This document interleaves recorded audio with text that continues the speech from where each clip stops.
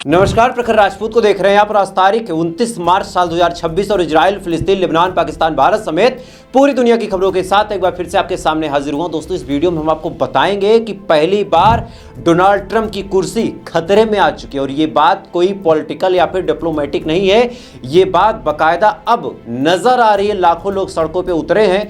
अब क्यों उतरे हैं, क्या इनकी नाराजगी है, इसके बारे में मैं आपको बताऊंगा। और साथ ही सेम चीज बेंजामिन नेतन्याहू के साथ इजराइल में हो रही है और क्या कुछ हो रहा है इसके बारे में भी इस वीडियो में मैं आपको डिटेल बताने वाला हूं। और साथ ही दोस्तों, डोनाल्ड ट्रंप को अब ईरान के राष्ट्रपति महमूद पेजेश्कियन ने 12 बजे तक का अल्टीमेटम दिया है। अब ये अल्टीमेटम किससे रिलेटेड है और क्या होगा इसके बाद, वो भी मैं आपको बताऊंगा। और साथ ही सऊदी अरब पे हुए हमले में अमेरिका को कितना नुकसान पहुंचा है, क्या कुछ होने वाला है, क्या कुछ हो रहा है, वो भी आपको बताएंगे। और साथ ही हुतीज भी, जिनके बारे में मैं कहता था कि अब तक पता नहीं कहाँ हुतीज सो रहे हैं, फाइनली उन तक मेरी बात पहुंची और हुतीज भी अब इस जंग के मैदान में कूद चुके हैं। हुतीज के प्रवक्ता ने आज एक बड़ी बात बोली और साथ ही आज हुतीज की तरफ से एक बड़ा हमला भी देखने को मिला। और साथ ही अब इजराइल के ऊपर कितना बड़ा प्रेशर है, ये भी आपके लिए जानना बिल्कुल जरूरी है। और इस चीज़ को भी इस वीडियो में हम आपको डिटेल बताएंगे। यानी यकीन मानिए दोस्तों, आज की जो खबर है बहुत ज़्यादा अहम होगी, बहुत ज़्यादा इंपॉर्टेंट होगी। इस वजह से रोज कहता हूं, आज फिर कह रहा हूं कि वीडियो को लास्ट तक जरूर देखिएगा। और साथ ही अगर चैनल पर आप नए हैं तो वीडियो को लाइक करके, चैनल को सब्सक्राइब करके अपना प्यार जरूर दीजिएगा। और साथ ही इजराइल और ईरान की जंग में आप किसके लिए दुआ करते हैं, दुआ जरूर किया कीजिए। दुआओं में बड़ी ताकत होती है, दुआएं अक्सर नसीब तक बदल देती हैं, तो आप दुआ करते रहें। तब तक एक एक करके मैं आपको खबरें बताता हूँ। और सबसे पहली खबर दोस्तों, मैं आपको अमेरिका की ही बताऊँगा। अमेरिका की मुसीबत इस कदर दोस्तों बढ़ चुकी है कि भले ही डोनाल्ड ट्रंप अपना हवा मेंटेन करने के लिए, अपने आप को बड़ा सुपर पावर दिखाने के लिए कुछ भी बोल देता हो, कुछ भी कर देता हो, या फिर कुछ भी अलग अलग एक्शन लेने के पहले सोचता ना हो, लेकिन आज यही इसका बड़बोलापन इसको कहीं का नहीं छोड़ रहा। आज 3 लेवल पे डोनाल्ड ट्रंप घिरा हुआ है और तीनों लेवल में आपको समझाता हूँ। पहला लेवल ये है कि अब डोनाल्ड ट्रंप की हरकतों की वजह से अमेरिका ज़्यादातर देशों का दुश्मन बन गया है और अमेरिका का व्यापार लगभग ठप पड़ा है। और ऐसे हाल में अब वहाँ के लोग, खासकर जो कंपनीज वाले हैं, जो वहाँ के पढ़े लिखे लोग हैं और लगभग वही लोग वहाँ रहते हैं, उन लोगों ने डोनाल्ड ट्रंप से नाराज़गी जाहिर करनी शुरू कर दी। और उन लोगों ने अब ये कोशिश की है कि जैसे तैसे करके डोनाल्ड ट्रंप के पास इतनी सारी पावरें कम की जाए ताकि अमेरिका का भला हो सके। दूसरी सबसे बड़ी बात दोस्तों ये है कि अमेरिका लगातार जंग के हालात में कूद रहा है। लगातार ईरान नामक उड़ता तीर उसने ले लिया और इस वजह से 12,000-13,000 करोड़ पर डे का खर्च है। और इसके अलावा दोस्तों 100-200 करोड़ का नुकसान डेली ईरान कर भी रहा है हमला करके। तो ऐसे हाल में ये 2 नुकसान हो गया।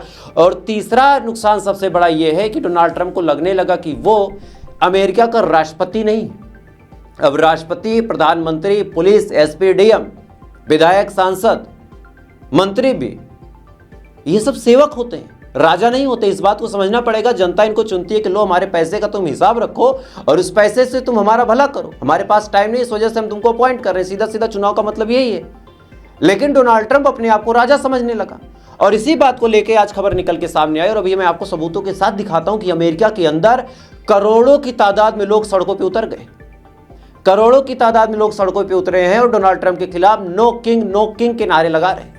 यानी आज अपने ही देश में डोनाल्ड ट्रंप घिर चुका है और प्रोटेस्ट कितना इंटेंस लेवल का है, एक बार उसका मंजर देख। No kings.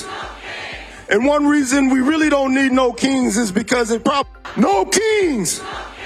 And one reason we really don't need no kings is because इस वीडियो में दोस्तों आप साफ तौर पे देख सकते हैं कि किस हिसाब से डोनाल्ड ट्रंप के खिलाफ पूरी अमेरिका खड़ी हो गई है। और इसके अलावा एक दूसरा वीडियो आपको दिखाऊंगा जिसमें चाहे आप शिकागो का मंजर देखें, चाहे न्यूयॉर्क का मंजर देखें, चाहे कैलिफोर्निया का मंजर देखें, हर जगह पे मिलियंस ऑफ पीपल। अब 1 मिलियन में होते हैं 10 लाख, मिलियंस का मतलब अगर 5 मिलियन हो गए तो 50 लाख, तो टोटल कम से कम 3 से 4 करोड़ लोग आज अपना सारा काम धाम छोड़ के डोनाल्ड ट्रंप के खिलाफ सड़कों पे उतर गए हैं, चूंकि डोनाल्ड ट्रंप ने अमेरिका का बेड़ा गर्क करके रखा।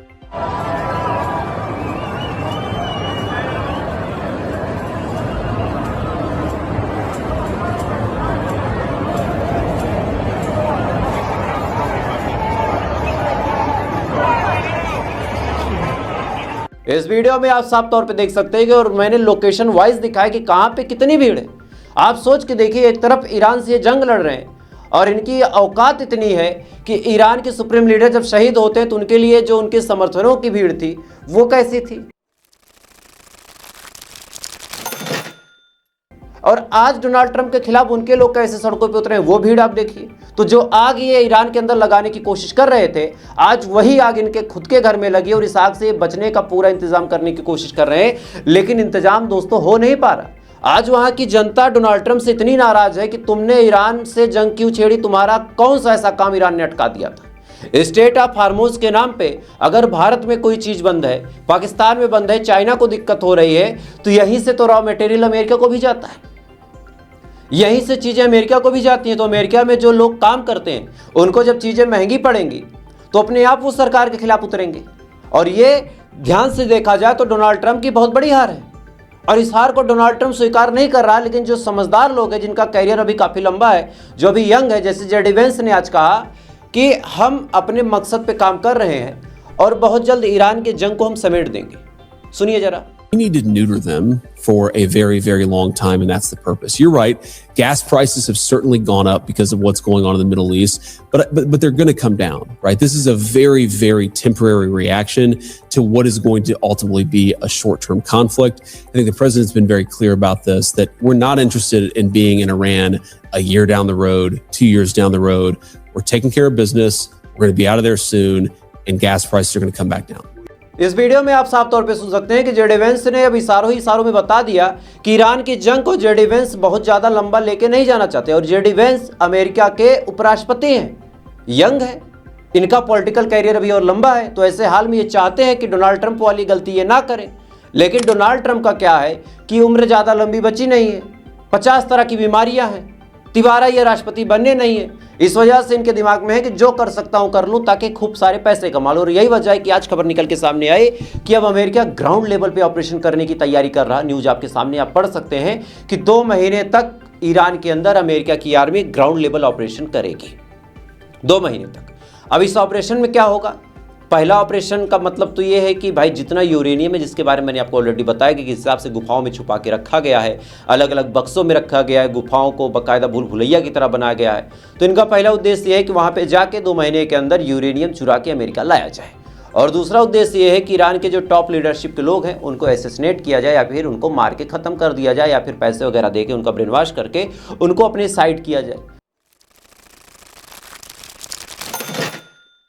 तो ये 2-3 प्लान है जिसकी वजह से ग्राउंड लेवल का ऑपरेशन डोनाल्ड ट्रंप चलवाना चाहते हैं। वो बात अलग की है कि आज डोनाल्ड ट्रंप को इनके अपने ही लोगों का सपोर्ट या फिर समर्थन हासिल नहीं, और ऐसे हाल में डोनाल्ड ट्रंप की मुसीबतें यहाँ पे भी बढ़ती चली जा रही हैं। चूँकि कोई भी बजट, कोई भी बिल पास करना होता है तो वो पहले डोनाल्ड ट्रंप के अपने लोगों के पास जाता है, उसके बाद कांग्रेस में जाता है, और वहाँ पे जब ये बिल पास होता है तो ऐसे हाल में फिर डोनाल्ड ट्रंप उस चीज़ को रद्द अमल में ला सकते हैं। लेकिन आज डोनाल्ड ट्रंप अपने लोगों से भी घिरे हैं। अभी आपको याद होगा पेंटागन ने $200 बिलियन का बजट भेजा था ईरान की जंग के लिए, उसको इनके अपने लोगों ने ही पास नहीं होने दिया। तो आप सोच के देखिए कि अब डोनाल्ड ट्रंप के खिलाफ उनके अपने लोग भी खड़े हो गए। और इसी बीच दोस्तों खबर ये निकल के सामने आई कि जो इनके प्लेन्स हैं, जिसके दम पे अपने आप को बड़ा सुपर पावर, बड़ा तुर्रमखा बनाने की कोशिश करते हैं, आज वो प्लेन्स कौड़ी और कबाड़ हो गए। 2 एग्जाम्पल देता हूं। अभी आपको मैंने कल ही बताया था कि सऊदी अरब के ऊपर बड़ा हमला किया था इनके बेस पे। तस्वीर आपके सामने है। सऊदी अरब में एक प्लेन था जिसका नाम था ईथी सेनेटरी प्लेन, और ये अमेरिका का बड़ा खास प्लेन था। इस प्लेन के दम पे ये ईरान को फतह करने के लिए आए थे, लेकिन ईरान की मिसाइलों ने इस प्लेन को 2 हिस्सों में तोड़ दिया है।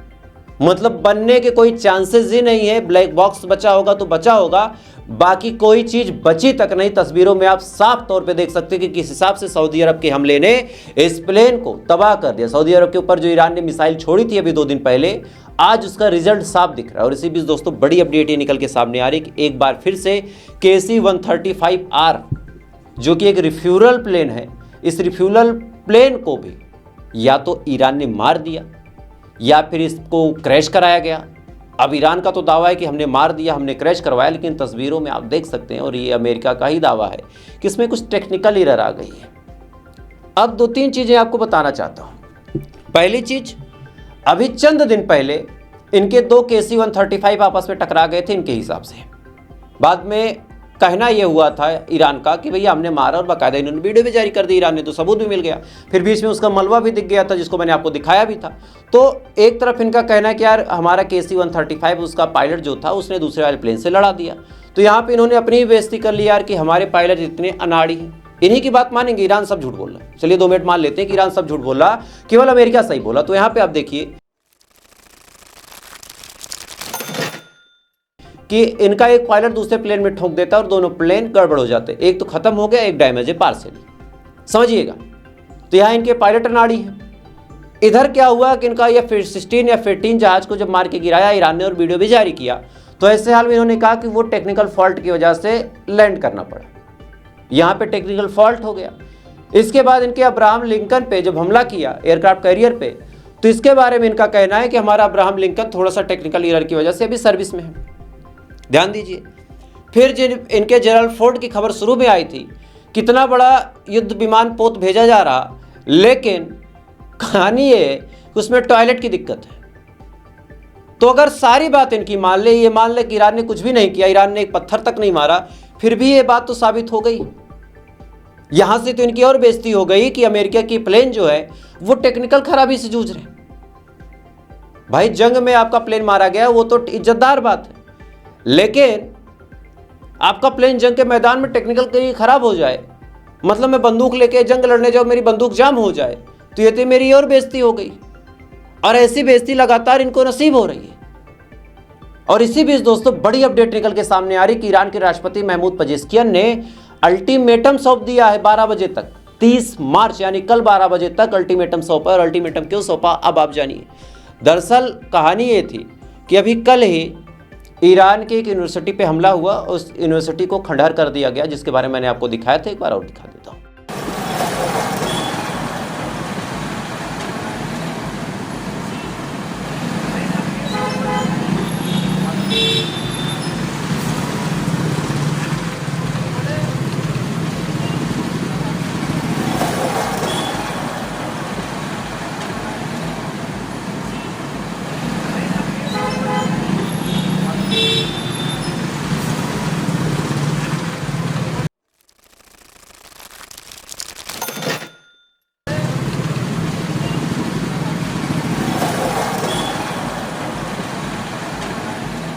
इस वीडियो में आप साफ तौर पे देख सकते हैं कि ईरान की यूनिवर्सिटी को किस हिसाब से खंडहर कर दिया। और इसके पीछे वजह मैंने बताई थी कि अमेरिका और इजराइल कभी नहीं चाहते कि ईरान के लोग पढ़ लिख के वैज्ञानिक बने, डॉक्टर बने और अपनी आवाम की मदद करें। अब इसी को लेके जो पेजेश्कियन साहब है उन्होंने अल्टीमेटम देते हुए कहा कि 12 बजे तक का वक्त है। अगर 12 बजे तक अमेरिका माफ़ी नहीं मांगता, अमेरिका ये कह देता है कि हमसे गलती से एयर स्ट्राइक हो गई तो हम माफ़ कर देंगे। अगर अमेरिका ये भी कह देता है कि चलो थोड़ी सी मिसअंडरस्टैंडिंग हो गई, हमने कुछ और समझा था, कुछ और हो गया, तो भी हम माफ़ कर देंगे। लेकिन अगर 12 बजे तक माफ़ी नहीं मांगी गई अमेरिका द्वारा, तो हम इजराइल के अब यूनिवर्सिटीज़ को टारगेट करेंगे। यानी आँख के बदले आँख का ऑफर तो है, लेकिन बीच में एक छोटा सा मौका यह है कि अगर तुम माफ़ी मांग लो तो हम माफ़ कर देंगे। और ये दोस्तों 2 तरीके से बड़ा सही है। पहला, ईरान कभी नहीं चाहता कि किसी की ऐसी चीज़ पे नुकसान हो जिससे वहाँ के स्टूडेंट या फिर आने वाले भविष्य का नुकसान हो। भाई लड़ाई ये वाली पीढ़ी लड़ रही है बेंजामिन नेतन्याहू की। अब इस चीज़ का खामियाजा अगली 2 पीढ़ी क्यों भुगते? लॉजिकल देखा जाए तो भाई जंग अगर अभी की पीढ़ी लड़ रही है, कहीं आपके पिताजी की कोई गलती है, कोई लड़ाई है, तो उसका रिजल्ट उन्हीं तक रह जाए तो ठीक है। 3 पीढ़ी तक ये पुश्तैनी जंग थोड़ी ना लड़नी चाहिए। तो ईरान ने यहाँ पे बड़ा दिल दिखाया। लेकिन अगर ये अपनी गलती को एक्सेप्ट नहीं करते हैं तो सबक भी सिखाना है, तो ऐसे हाल में उसका भी ऑप्शन दोस्तों खुला है। खैर इसी बीच दोस्तों बड़ी अपडेट अब निकल के सामने आ रही कि इजराइल भी सेब मुसीबतों में पड़ा है। कई सारे सोशल मीडिया वीडियो पे ये दावा किया जा रहा है कि इजराइल के खिलाफ भी वहां के लोगों ने प्रोटेस्ट करना शुरू कर दिया और कहना शुरू कर दिया कि जंग को रोको। हालांकि इस वीडियो को मैं वेरीफाई नहीं कर सकता, लेकिन सोशल मीडिया पे वीडियो सर्कुलेट है और मैं चाहूंगा कि उसको देखें आप।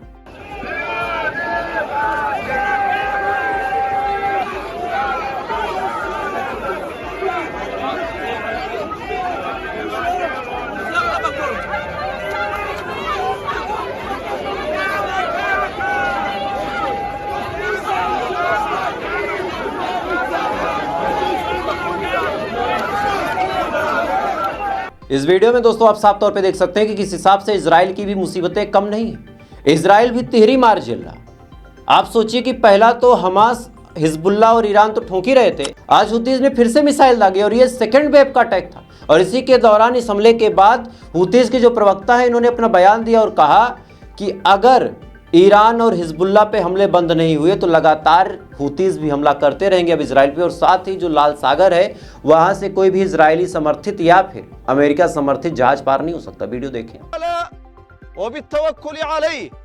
العملية العسكرية الثانية في معركة الجهاد المقدس وذلك بدفعة من الصواريخ المجنحة والطائرات المسيرة والتي استهدفت عددا من الأهداف الحيوية والعسكرية للعدو الصهيوني جنوبي فلسطين المحتلة وقد تزامنت هذه العملية। इस वीडियो में आप साफ तौर पे देख सकते हैं कि किस हिसाब से हुतीज की तरफ से भी अब लगातार हमले तेज हैं और इसे भी दोस्तों बड़ी अपडेट कुवैत से निकल के सामने आ रही है कि कुवैत के एयरपोर्ट को फूंक दिया है ईरान ने। जी हां, एकदम फूंक दिया है। कुवैत का एयरपोर्ट धू धू करके जल रहा है और उसके वीडियो जो सोशल मीडिया पे वायरल मैं अभी आपको दिखाता हूं, जिसके बारे में दावा किया जा रहा है कि ये कुवैत के एयरपोर्ट का वीडियो है और ये वीडियो इस बात का गवाह है कि ईरान की मिसाइलों ने तगड़ा नुकसान किया है।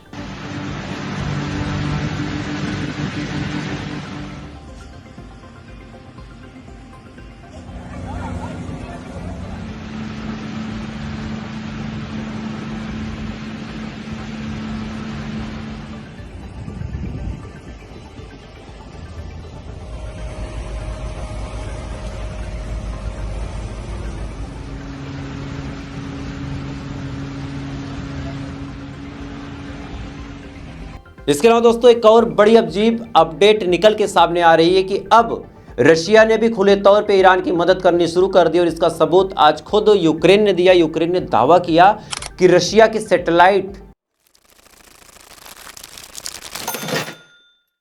जानबूझ के सऊदी अरब, कतर, ओमान, दुबई और भी जो इनके दोस्त हैं, चाहे जॉर्डन, चाहे साइप्रस, चाहे इजराइल, इन तमाम जगहों पे रशिया के सैटेलाइट जाके केंद्रित हैं और वो एकदम सटीक लोकेशन बताते हैं ईरान को कि भैया कहाँ मार रहा है, कहाँ आर्मी की मूवमेंट देखी जा रही है, कहाँ पे सेना के जवान खड़े हैं, कहाँ पे प्लेन खड़ा है, कहाँ अमेरिका की चीखें निकलेगी अगर हमला करोगे तो।